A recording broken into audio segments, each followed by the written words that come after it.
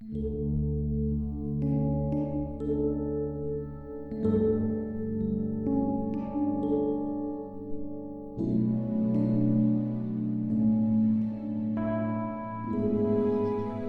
pagi, Ibu Bapak Saudara yang dikasihi Tuhan. Kita jumpa lagi pada hari Kamis, tanggal 20 Mei 2021. Pagi ini saya akan membaca dari buku 2 Timotius pasal 2 ayat yang pertama. Firman Tuhan katakan sebagai berikut. Sebab itu, hai anakku, jadilah kuat oleh kasih karunia dalam Kristus Yesus. Puji Tuhan. Kita menjumpai satu nasihat yang diingatkan kepada Timotius dan juga tentunya untuk kita bahwa kita punya peluang untuk menjadi kuat dan semakin lebih kuat. Kenapa bisa seperti itu? Bukankah kekuatan itu seringkali terbatas, bisa diukur dengan daya, tenaga kuda, horsepower, dan lain sebagainya. Tetapi, menjadi kuat di dalam kasih karunia dalam Kristus, itu adalah satu kondisi yang tidak ada batasnya. Sebab itu kita perlu tahu, kasih karunia di dalam Kristus adalah suatu keadaan yang tadinya kita tidak pantas, sekarang dipantaskan karena kita ada di dalam Kristus.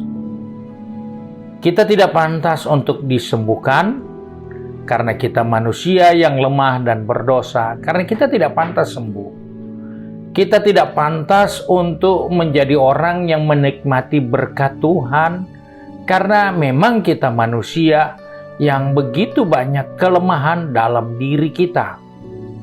Kita manusia yang begitu terbatas dengan godaan, cobaan yang seringkali kita jumpa dalam kehidupan ini.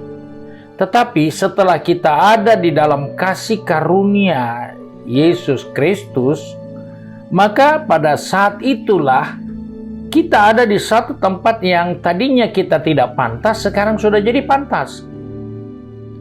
Tidak pantas karena kekurangan, tidak pantas karena kelemahan, tidak pantas karena kelalaian. Tetapi setelah ada di dalam kasih karunia, engkau menjadi pantas dalam hal apa saja. Sebab itu kita bersyukur bahwa ternyata di dalam kasih karunia Yesus Kristus, kita bisa menjadi lebih kuat dari semula yang kita pernah miliki.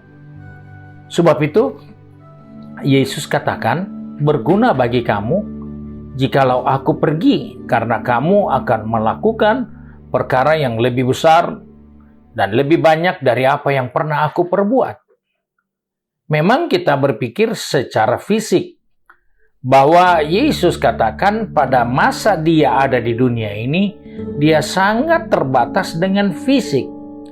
Tetapi ketika dia naik ke surga, maka kehadiran Allah nyata di dalam setiap orang percaya. Jadi tidak hanya di dalam satu fisik yang dimiliki oleh Yesus Kristus, tetapi sekarang sudah ada kekuatan yang sifatnya batinia yang masuk di dalam setiap murid-murid Tuhan. Kekuatan ilahi, sehingga kemampuan Allah menjadi lebih jauh menjangkau banyak manusia. Nah, itulah sebabnya ketika kita ada di dalam kasih karunia, kita ada di dalam potensi yang sangat besar ini untuk menjadi sesuatu yang lebih pantas dari ketidakpantasan yang kita miliki. Oleh sebab itu, Paulus berkata, aku cakap menanggung segala sesuatu di dalam Dia yang memberi kekuatan kepadaku. Apa yang menjadi kekuatan Paulus? Yaitu kasih karunia. Paulus mendapatkan kesempatan untuk melipat gandakan kekuatannya di dalam kasih karunia. Oleh sebab itu, sebagai orang percaya, Paulus pun ingatkan kepada anak didiknya, yaitu Timotius, kamu harus kuat di dalam kasih karunia Kristus Yesus. Karena di dalam kasih karunia itu, engkau bisa melakukan banyak hal yang tidak dilakukan sebelumnya, karena Engkau ada di dalam suatu kesempatan yang unlimited. Sebab itu kita bersyukur. Ketika Yesus bangkit dari kematian, Dia sedang mempersiapkan suatu kesempatan bagi murid-muridnya untuk menikmati potensi ini. Sebab itu Dia katakan gereja itu didirikan di atas batu kehidupan, yaitu dirinya sendiri, sehingga kunci alam maut tidak berkuasa atasnya. Segala kuasa ada di bawah kaki orang percaya. Kenapa? Karena engkau ada di dalam kasih karunia yang tidak terbatas itu, yang luar biasa itu. Sebab itu hari ini bersyukurlah karena kasih karunia yang kita boleh alami hari ini. Kita bisa melihat kebaikan Tuhan. Hari ini kita bisa melihat potensi yang Tuhan berikan untuk kita kembangkan.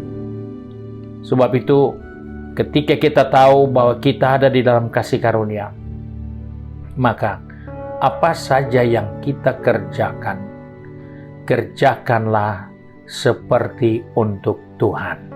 Kenapa? Karena Anda di dalam kasih karunia. Anda di dalam kesempatan untuk melakukan yang terbaik. Sekarang saja kalau ada seorang yang besar, seorang raja atau seorang presiden menghargai potensi saudara dan dia katakan, hari ulang tahun saya minta saudara yang buatkan saya kue. Bukan bangga sekali? Karena saudara bisa memberi sesuatu bagi seorang besar, bagi seorang yang punya kekuatan, orang yang punya pengaruh. Kita bisa memberikan kepada dia karena itu adalah harapannya, keinginannya. Dan oleh sebab itu, di dalam kasih karunia, ketahuilah Allah mengharapkan engkau kuat, engkau melakukan hal-hal yang besar di dalam Dia yang memberi kekuatan kepadamu. Sebab itu, mari kita satu di dalam doa. Kembali pagi ini kami datang kepada Bapa di surga dengan penuh ucapan syukur, karena kami percaya di dalam kasih karunia, kami menjadi kuat dan lebih kuat dari hari-hari sebelumnya. Karena kami tahu di dalam Engkau kami akan dapat mengatasi setiap pergumulan, masalah, tantangan yang kami harus hadapi dalam hidup ini. Sebab itu Bapa, kami bersyukur untuk berkat-Mu hari ini, baik bagi kami yang sudah pergi bekerja, yang sudah pergi berbisnis, sudah pergi belajar di sekolah, maupun yang ada di rumah kami masing-masing. Kami percaya kekuatan di dalam kasih karunia itu melimpah-limpah dalam kehidupan kami. Dan biarlah Engkau memegang tangan kami, menetapkan langkah kaki kami, agar sepanjang hari ini kami tidak keluar dari kasih karunia, tapi apa yang kami kerjakan, apa yang kami perbuat, kami kerjakan itu seperti untuk Tuhan. Karena di dalam kasih karunia kami melakukan yang terbaik untuk Engkau, Tuhan. Terima kasih Bapa untuk kasih setia-Mu. Terima kasih untuk berkat-Mu sepanjang hari ini. Biarlah dari terbitnya matahari hingga terbenamnya, Bapa di surga dipermuliakan melalui kehidupan kami. Terima kasih Bapa, kami bersyukur dan berdoa di dalam nama Tuhan Yesus Kristus, Juru Selamat kami, Majikan kami yang baik dan setia. Haleluya. Amin. Puji Tuhan, Tuhan Yesus memberkati saudara-saudara sekalian.